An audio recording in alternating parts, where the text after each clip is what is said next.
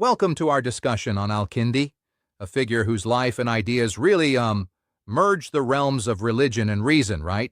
Yes, absolutely. So his origins are quite remarkable. Born in Kufa around 801 AD in a family of notable standing but later orphaned, which must have influenced his early exposure to learning.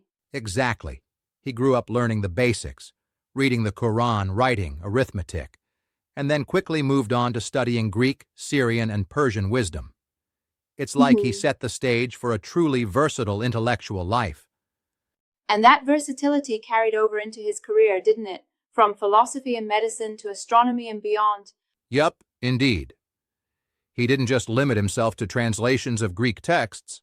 He authored somewhere around 270 to 275 works across many subjects: logic, mathematics, meteorology, medicine, to name a few. Right, His role at the Abbasid court, especially during the era of Al-Ma'mun, showcases that blend of scholarship and state service perfectly. True, but I remember some academics argue that his contributions were more about reorganizing existing knowledge rather than offering groundbreaking original ideas. Yes, that's one critique made by some scholars like Franz Rosenthal. They suggest that his originality might be secondary, more about synthesizing and systematizing what was already known. But even so, his integration of Aristotelian, Platonic, and even Mutazilite thought with Islamic theology really set a new direction in intellectual history.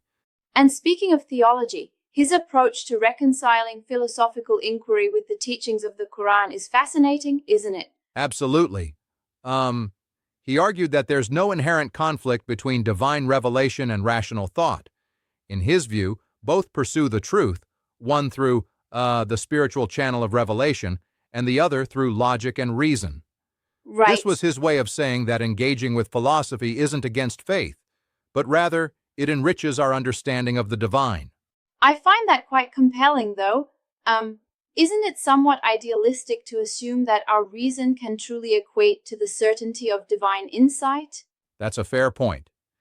He did make a distinction by asserting that Quranic arguments are ultimately more persuasive than mere philosophical reasoning, yet he maintained that both lead toward understanding what is ultimately good and true. Exactly. It's a delicate balance he tried to achieve.